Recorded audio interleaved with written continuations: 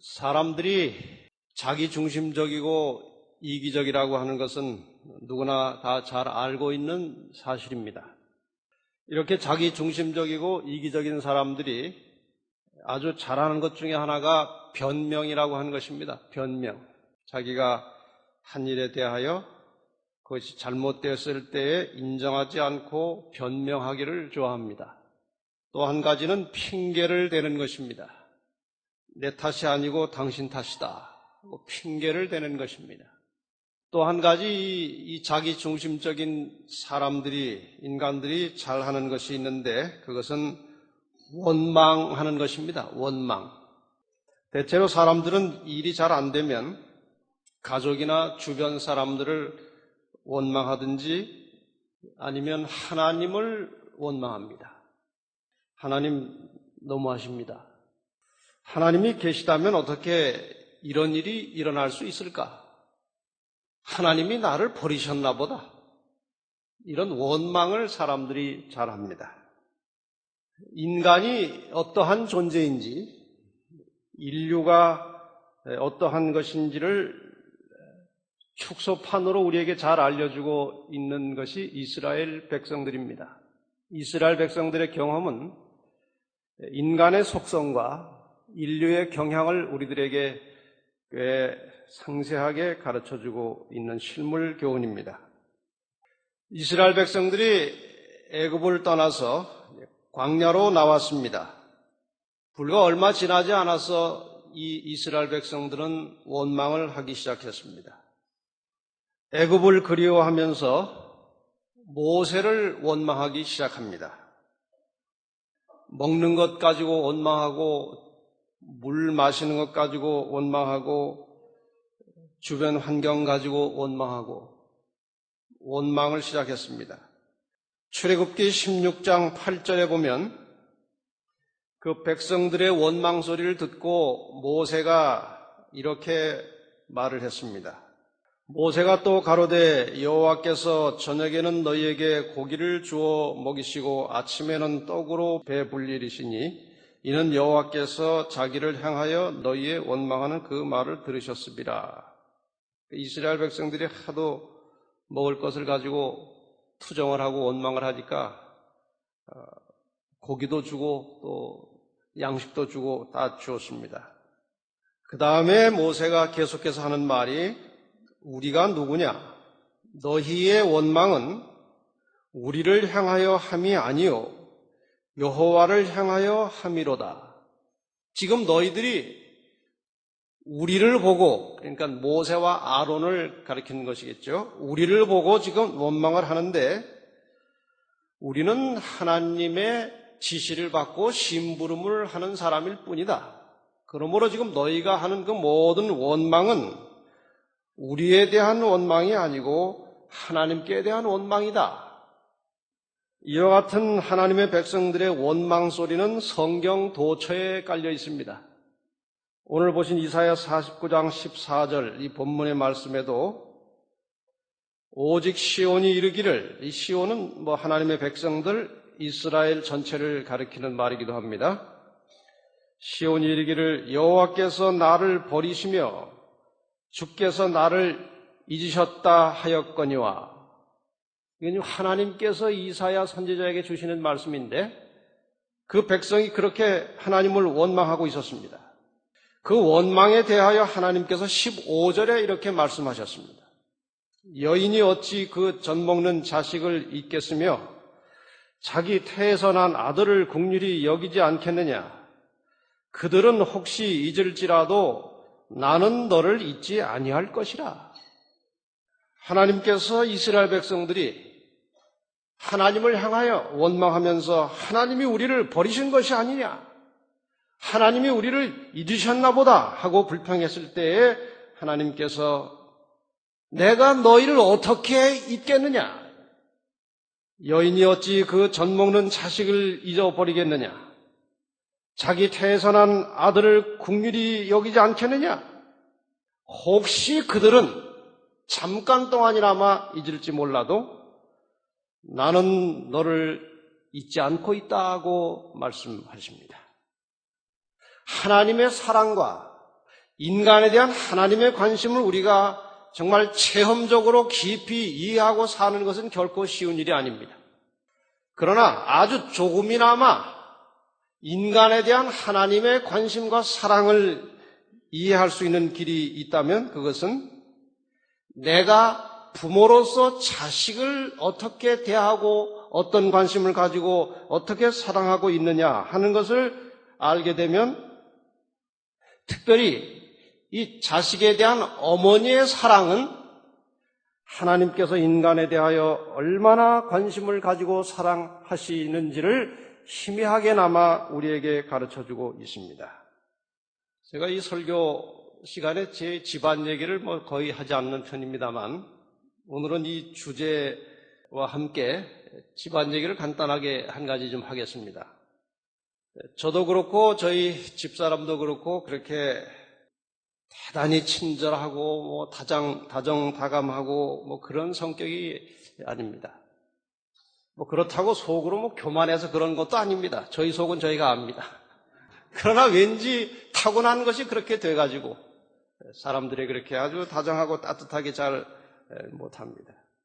그래서 그 사랑하는 하나밖에 없는 딸 아이에게도 그런 감정을 충분히 전달하지 못하고 이제 살아올 수밖에 없었습니다. 또 제 개인의 경우는 워낙 인생을 또 분주하게 살다 보니까 가정보다는 일에 더 치중하는 그런 성향을 가진 사람입니다. 저희 아이가 이제 저희를 닮아가지고 비슷해요. 이렇게 사람들에게 싹싹하게 인사하는 일도 잘 못하고 이렇게 사교성이 있지도 않고 늘 그렇게 무슨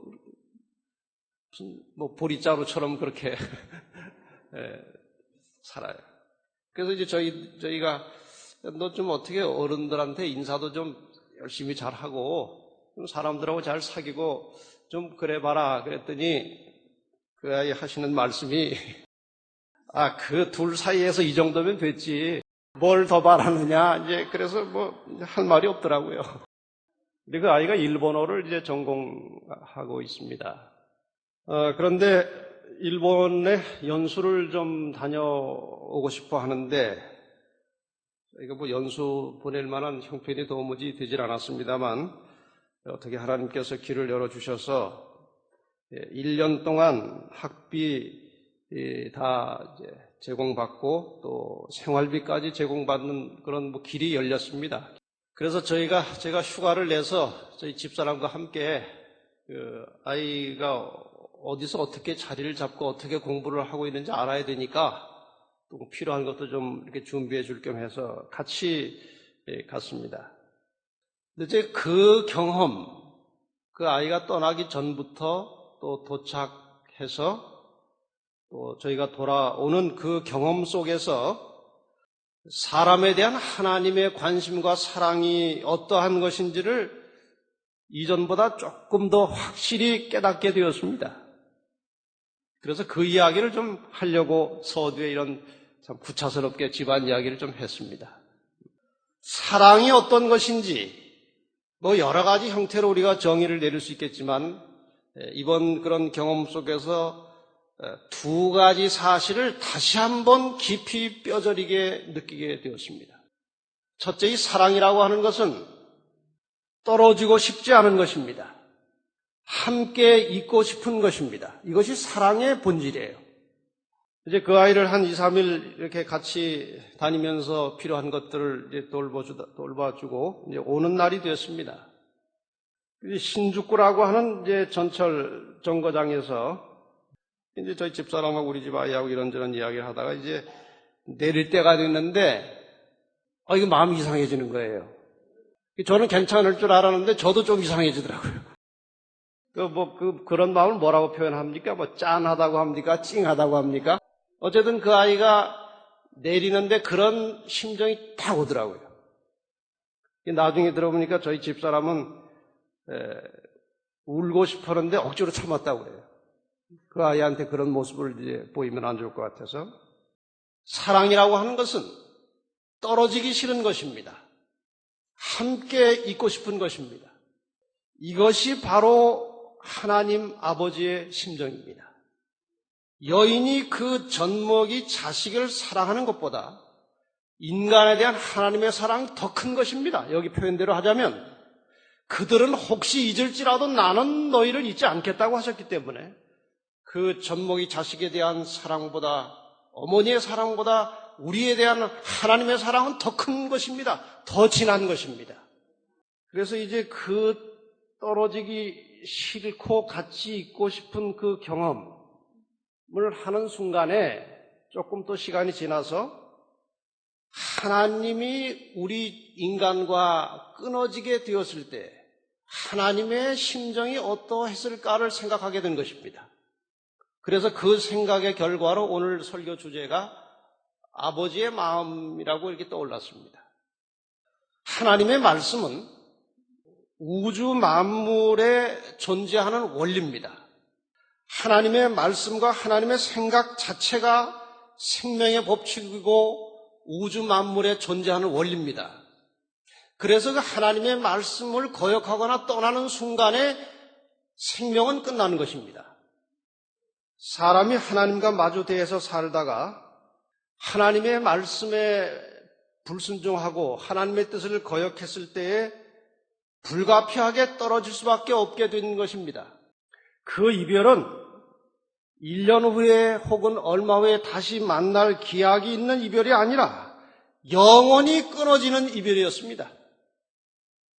하나님께서 보실 때 인간이 하나님의 말씀을 거역하는 그 순간에 이미 인간은 죽은 것입니다. 생명의 근원이신 하나님께로부터 분리되는 순간에 인간은 죽은 것입니다. 제가 또 저희 집사람이 집 아이와 잠시 헤어지는 것이었지만 그렇게 마음이 서운하고 허전했는데 사랑하는 인간의 죽음을 대하시는 하나님의 마음은 어떠하셨을까? 저는 이 경험 속에서 다시 한번 또 인간 편으로 돌아오자면 아이와 사별한 부모의 심정이 어떠할까를 조금 이해하게 되었습니다. 아이와 사별한 부모의 그 경험은 정말 경험해보지 못한 사람은 상상할 수 없는 경험이라고 생각이 들었습니다. 그야말로 아주 문자 그대로 미칠 지경, 아주 같이 죽고 싶은 심정일 것입니다, 아마도. 하나님의 심정은 그거보다 더한 것입니다. 죄로 인해서 인간이 하나님과 분리되는 순간에 정말 하나님은 인간적인 표현으로 하자면 죽고 싶은 심정이었을 것입니다. 마침내 돌아가셨습니다. 이 당시 하나님과 인간이 분리될 당시에 하나님의 심정, 하늘의 분위기에 대하여 부조와 선지자라고 하는 책 63페이지에 이런 묘사가 있습니다. 사람의 타락은 온 하늘을 슬픔으로 가득 채웠다. 천사들은 찬양의 노래를 그쳤다. 하늘 공정 전체가 죄가 가져온 황폐 때문에 통곡하고 있었다. 인간이 죄를 가지고 왔을 때 하늘 전체가 통곡하고 있었다고 표현되어 있습니다. 하늘의 영광스러운 사령관이신 하나님의 아들은 타락한 인류를 불쌍히 여기셨다. 잃어버린 세계에 임할 화가 그분 앞에 떠오를 때 그분의 마음은 무한한 동정심으로 감동되셨다. 이것이 우리가 다 이렇게 언어로 표현할 수는 없지만 하나님께서 인간이 죄를 범하고 하나님과 분리될 때 그 심정을 우리는 다소나마 이렇게라도 이해를 해야 할 것입니다. 스가랴 6장 13절에는 평화의 의논이라고 하는 말이 나옵니다. 이 평화의 의논은 신학적으로 상당히 복잡한 주제이긴 합니다만 지금 대체적으로 이해하고 있기로는 인간이 타락하기 전에 이미 이 평화의 의논이 있었다고 생각합니다. 왜냐하면 하나님께서 인간을 창조하신 후에 그 인간이 어떻게 범죄하고 타락할 것을 이미 보셨습니다. 그래서 그 인간이 구원받을 수 있는 길에 대한 평화의 의논이 먼저 있었던 것입니다. 계시록 13장 8절에 보면 이와 연관된 말씀이 또 있기 때문에 잠시 이 말씀을 읽고 설명을 좀 드리겠습니다. 죽임을 당한 어린 양의 생명책에 창세 이후로 농명되지 못하고 이 땅에 사는 자들은 다 짐승에게 경배하리라, 이런 말이 나옵니다. 여기 죽임을 당한 어린 양의 생명책에 창세 이후로 농명되지 못하고 이렇게 나옵니다만, 킹 제임스 버전이라고 하는 그 영어 성경에 보면 그 창세 이후라는 말이 창세로부터 이렇게 나옵니다. 영어로는 the foundation of the world. 그러니까 지구가, 세계가, 기초가 놓일 때로부터 이렇게 나옵니다. 창세로부터, 창세 이후가 아니라 창세로부터 이렇게 나옵니다. 근데 이 말은 어디에 붙어서 설명이 되어 있는가 하면은 어린 양이라고 하는 말에 붙어 있습니다. 농명됐다고 하는 말에 붙어 있는 단어가 아니고, 이 말 그대로 설명하면 창세로부터 죽임을 당한 어린 양, 이렇게 나오는 것입니다. 어린 양이신 예수 그리스도는 비록 지금부터 2000여 년 전에 이스라엘 어느 한 지역에서 십자가에 돌아가셨지만 이미 그 예수 그리스도의 죽음은 창세로부터 같이 시작된 것입니다. 그런데 베드로전서 1장 18절로 20절에 보면 그보다 더 깊은 말씀이 있어요. 너희가 알거니와 너희 조상의 유전한 망령된 행실에서 구속된 것은 은이나 금같이 없어질 것으로 한 것이 아니요 오직 흠 없고 점 없는 어린 양 같은 그리스도의 보배로운 피로 한 것이니라. 그는, 그 어린 양 그리스도는 창세 전부터 미리 알리신 바 된 자나 이 말세에 너희를 위하여 나타내신 바 되었으니, 여기 창세 전이라고 하는 말이 나옵니다. 창조되기 전부터 이 어린 양의 희생은 이미 예고되어 있었다는 것입니다. 그럼 질문을 합니다. 많은 사람들이 이런 질문을 합니다. 하나님께서 인간이 타락하고 고생할 것을 아시면서 왜 만드셨습니까? 자, 이것도 우리가 완전한 이해가 불가합니다만 이렇게 이해할 수 있습니다. 어린아이를 해산할 때에 고통이 따르고 그 아이를 기르는 동안에 많은 고생과 수고가 있을 것이고 그 아이도 인생을 살면서 매우 험한 길을 가야 될 것을 압니까? 모릅니까? 우리가 압니다. 그 여인의 출산의 고통은 남자는 잘 모르지만 경험해본 여인들은 다 압니다. 그런데 그 고통을 치르고도 다시 또 출산을 하는 것입니다. 그냥 하는 것이 아니고 다 준비해서 합니다.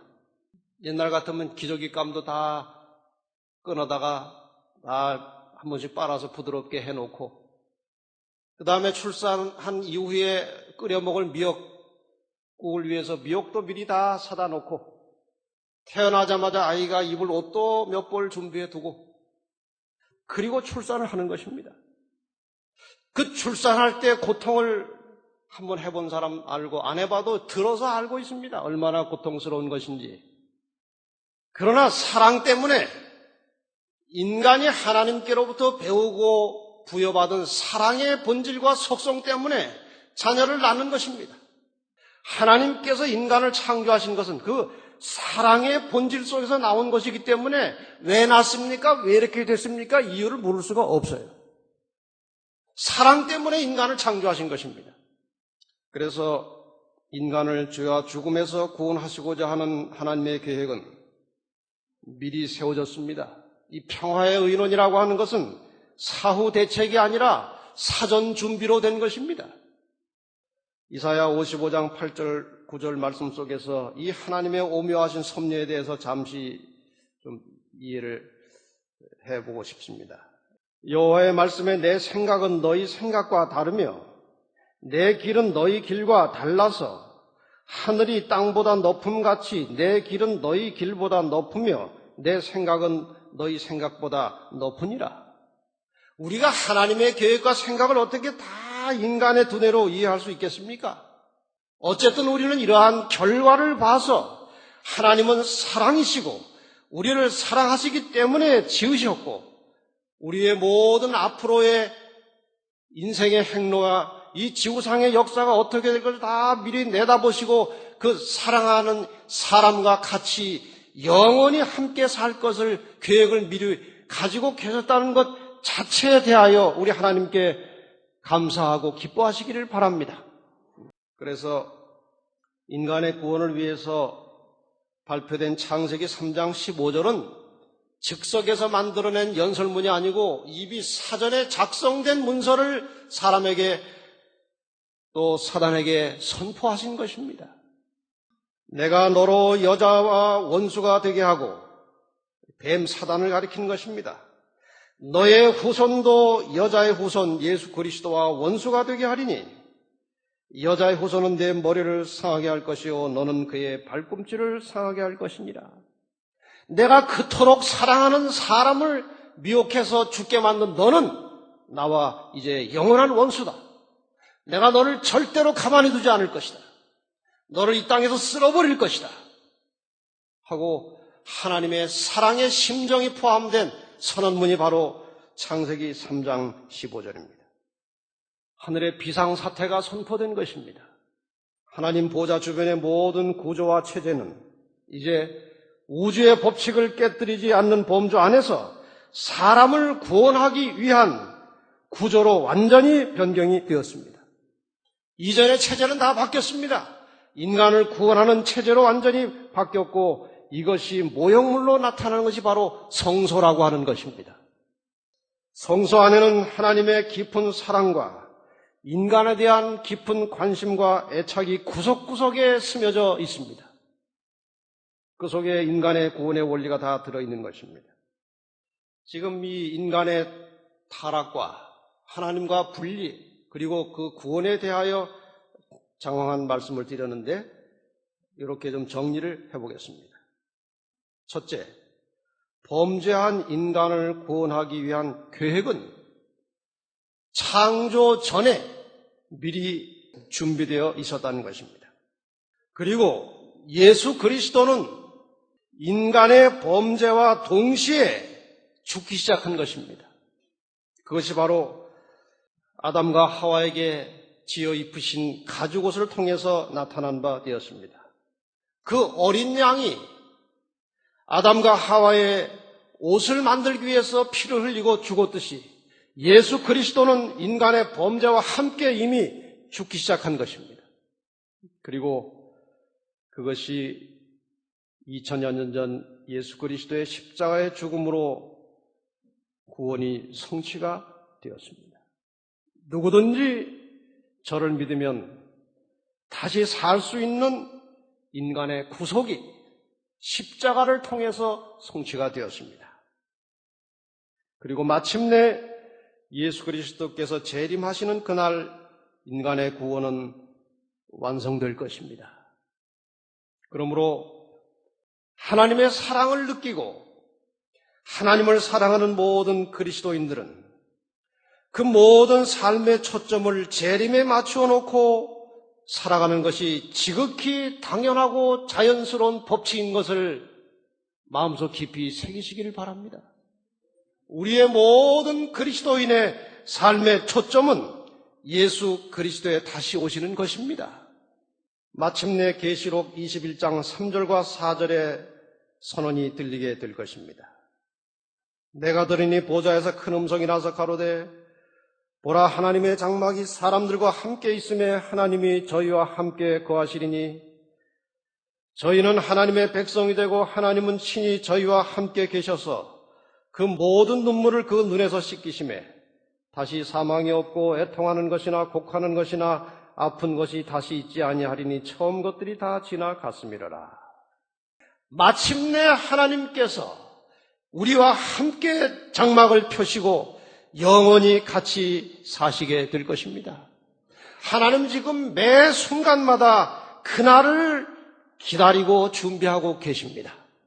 그런데 우리는 뭘 하고 살고 있습니까? 하나님 지금 어떻게 해서라도 속히 우리와 함께 만나서 영원히 같이 살고 싶어 하시는데 우리는 무엇을 하고 있습니까? 사람이 이 본능에 관계된 문제가 생기니까 말도 되지 않는 생각을 하게 되더라고요. 제가 이제 밑볼이라고 하는 곳에서 오는 날 성선재 목사님을 만나서 이제 점심 식사를 같이 하면서 이런 얘기 저런 얘기를 나눴습니다. 그 목사님 무슨 얘기를 하시는가 하면은 동경 한인교회가 다른 곳에 한인교회를 하나 개척해 놨는데 거기 지금 책임자를 찾고 있다고 그래요. 도무지 말도 되지 않는 생각인데 제가 갑자기 내가 한 1년 동안 여기 와 있으면 어떨까? 우리 아이 가까이. 그게 되지도 않을 일이고 해서는 안 될 생각이지만 본능적으로 그 아이와 함께 가까이 있고 싶은 생각 때문에 그런 마음이 드는 거예요. 그걸 제가 구체적으로 계획해서 실현할 마음은 없습니다. 그러나 나도 모르게 그 생각이 들어오는 거예요. 하나님께서 우리와 함께 계시고 싶어 하신다는 것. 이해 가십니까? 부모, 어머니의 사랑, 자식에 대한 어머니의 사랑보다 더 크고 더 진한 사랑으로 우리를 사랑하고 계신 하나님께서 우리와 함께 살고 싶어 하시는 것은 얼마나 간절한 심정이겠습니까? 그것이 마침내 하나님의 장막이 사람들과 함께 있음에 이렇게 표현된 것입니다. 마태복음 1장 23절에 그 하나님의 심정이 표현되어 있습니다. 보라, 처녀가 잉태하여 아들을 낳을 것이요 그 이름은 임마누엘이라 하리라 하셨으니 이를 번역한 즉 하나님이 우리와 함께 계시다 함이라. 이렇게 우리와 함께 있고 싶어 하시는 하나님께서 마침내 우리와 함께 장막을 펴시고 우리와 함께 영원히 사실 것입니다. 이것이 하나님 아버지의 마음이에요. 한 가지 마음만 더 간단하게 설명을 드리겠습니다. 제가 이번 경험을 통해서 느낀 또 하나의 그 사랑의 마음이란 그 사랑의 대상이 필요로 하는 모든 것들을 다 주고 싶다는 것입니다. 맞습니까? 다 해주고 싶은 거예요. 저희 아이가 이제 일본에서 1년간 사는데 필요한 물품 준비 작업은 이미 떠나기 전부터 시작되었습니다. 그렇지 않겠습니까? 저희 집사람이 틈나는 대로 필요한 것들을 다 적고 또 생각나는 대로 또 기회가 되는 대로 구해다가 혹은 만들어서 차곡차곡 쌓기 시작합니다. 우리 집 아이가 이런 거 필요 없다, 또 이건 너무 많다 하고 해도 막무가내로 준비하는 것입니다. 그래서 옷가지며 또 식품이며 이런 것들을 될 수 있는 대로 많이, 공항에 짐 가지고 갈 생각은 계산도 별로 안 하고 될 수 있는 대로 많이 넉넉하게 준비를 하는 것이 그 어머니의 부모의 마음이에요. 그 다음에 이제 가서 현지에서 필요한 생활용품들을 다리가 얼마나 아픈지 그냥 주저앉고 싶을 정도로 걸어 돌아다니면서 이제 필요한 물건들 이곳저곳 찾아다니면서 샀습니다. 그 정도로 사랑이라고 하는 것은 그 사랑하는 대상이 필요로 하는 모든 것을 주고 싶은 것입니다. 맞습니까? 하나님은 어떠시겠습니까? 하나님께서 우리에게 필요한 모든 것을 주시기 위해서 준비하고 계십니다. 저처럼 가난뱅이 아버지가 아니에요.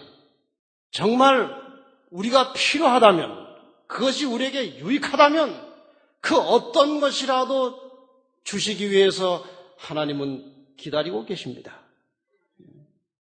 여기 빌립보 4장 6절 7절에 보면 아무것도 염려하지 말고 오직 모든 일에 기도와 간구로 너희 구할 것을 감사함으로 하나님께 아뢰라.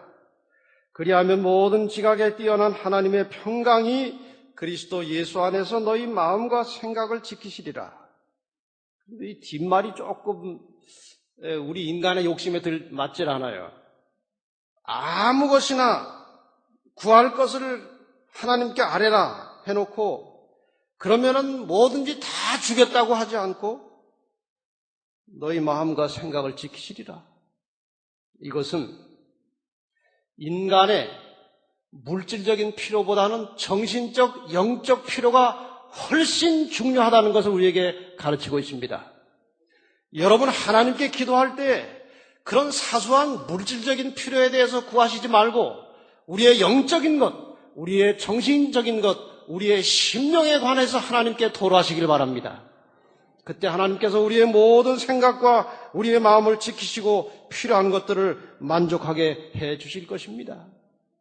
그런데 19절에는 우리가 원한 것까지 써놓으셨습니다. 나의 하나님이 그리스도 예수 안에서 영광 가운데 그 풍성한 대로 너희 모든 쓸 것을 채우시리라. 정신적인 것, 영적인 것 말고도 우리의 육신적인 삶에 필요한 모든 것도 충만히 쓸 수 있도록 채우시겠다고 약속하셨습니다. 창조의 원리는 인간 중심이었습니다. 하나님께서 6일 동안 인간의 육체적 삶에 필요한 모든 것을 먼저 준비해 두신 후에 사람을 창조하셨습니다. 그것이 하나님의 사랑입니다. 그런데 요즘에는 6일 창조라는 말보다 7일 창조라고 하는 말이 상당히 설득력이 있습니다. 7일 창조라는 것입니다. 무슨 뜻입니까? 하나님께서 인간의 육신적 삶에 필요한 모든 것을 이미 다 6일 동안의 창조를 통해서 완벽하게 준비하신 다음에 사람을 만드셨고 그 후에 안식일도 창조하셨다는 것입니다. 우리의 영적인 정신적인 삶의 필요를 충족시켜 주시기 위해서 하나님께서는 마침내 안식일까지 창조해 두신 것입니다. 하나님에게는 안식일이 필요치 않습니다. 그분에게는 쉼이 필요치 않습니다. 그러나 사람에게 안식일이 필요하기 때문에 마침내 안식일까지 창조해 놓으시고 인간의 쉼과 하나님의 교제와 하나님과의 사랑 나눔을 위해서 그 시간을 별도로 준비해 두심으로 한 주일 7일이 만들어진 것입니다. 인간이 타락한 이후에 오랜 세월 동안 모든 것이 죄악으로 물들고 파괴되고 변경되고 변질되었습니다. 그런데 자연 법칙도 아니면서 여전히 지금까지 보존되어 오고 있는 유일한 것은 창조와 함께 다시 만들어진 제7일 안식일과 일주일 7일입니다. 여러분, 일주일 7일은 자연 법칙이 아닙니다. 얼마든지 변경할 수 있고 바꿀 수 있는 제도입니다. 그러나 하나님께서 안식일을 창조하셨기 때문에 이것은 자연의 질서 속에 들어간 것이기 때문에 일주일 7일을 사람이 이날 이때까지 깨뜨리지 못하고 안식일이 존속되어 있는 것은 하나님의 놀라우신 사랑의 결과라고 생각합니다. 여러분, 이 안식일을 그렇게 소홀하게 생각하지 마시기를 바랍니다. 비유로 하자면 이것은 비유입니다. 비유는 진리와 다른 것입니다.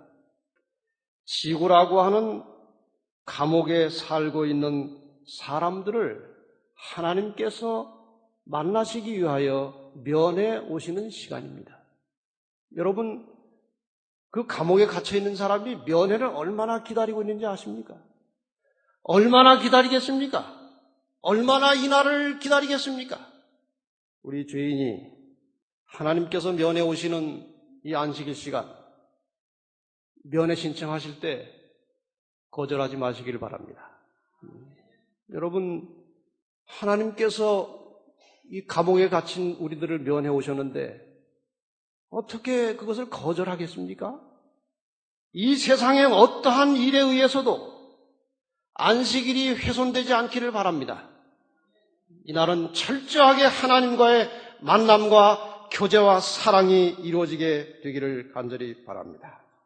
그 면회 계속 거절하던 사람들이 만약에 석방되고 나면 우리가 계속 찾아온 사람 거절했는데 그 사람 만날 면목 있겠습니까?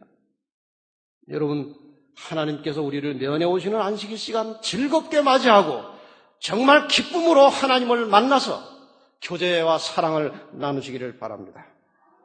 마지막 부분으로 저희 아이 이야기를 이제 끝부분만 하겠습니다. 이제 왔습니다. 제가 여기.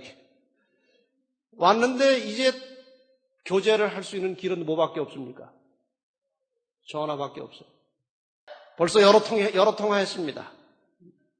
그래서 지금 뭘 찾고 있는가 하면은 가장 저렴한 요금으로 전화할 수 있는 카드를 물색 중에 있습니다. 하나님과 우리가 분리된 후에 하나님께서 우리와 교통하시는 방법은 기도하는 것입니다. 쌍방 통화가 아주 원활하게 소통되는 방법은 열심히 기도하면서 말씀을 보는 것입니다. 그때 성령께서 통화가 가능하도록 연결시켜 주는 것입니다. 성령까지 하나님께서 보내주셨습니다. 요한복음 14장 26절에 보혜사 곧 아버지께서 내 이름으로 보내실 성령 그가 너희에게 모든 것을 가르치시고 내가 너희에게 말한 모든 것을 생각나게 하시리라. 모든 방법은 다 준비되어 있습니다. 여러분, 날마다 하나님과 통화하기를 원하십니까? 하나님은 날마다 우리와 통화하기를 원하십니다. 저희 집사람 지금 하루에 2번인가 계획을 세우고 있더라고요. 그래서 너무 그렇게 하지 말고 잘 절제하라고 제가 지금 조절 중에 있습니다만 매일 하고 싶어요. 매일. 조그만 일이 생겨도 하고 싶고 조금 주의사항이 생각나도 또 하고 싶고 하나님께서 우리에게 끊임없이 이 세상을 살아가는데 필요한 것들을 알려주고 주의사항을 주시기 위해서 기다리고 계십니다. 여러분, 우리가 전화기를 들어야 되겠습니다. 기도하시면서 성령의 역사를 구하시면서 날마다 말씀을 가까이 하시기를 바랍니다. 그럼 성령께서 말씀을 통해서 우리가 하나님과 대화를 하고 의사소통이 원활하고 하나님의 뜻이 무엇인지 우리가 알 수 있도록 성령께서 깨우쳐 주시고 가르쳐 주실 것입니다. 아무쪼록 우리를 그렇게 사랑하시고 우리와 만나시고 영원히 함께 살기를 원하시고 지금도 기다리시는 그 하나님을 우리가 마침내 만나서 영원히 함께 살도록 늘 이 안식의 만남의 경험, 말씀을 통해서 하나님과 대화하고 기도를 통해서 통화하는 이 경험을 통해서 마침내 언젠가 우리 하나님과 영원히 살게 되시기를 바라면서 말씀을 마치겠습니다.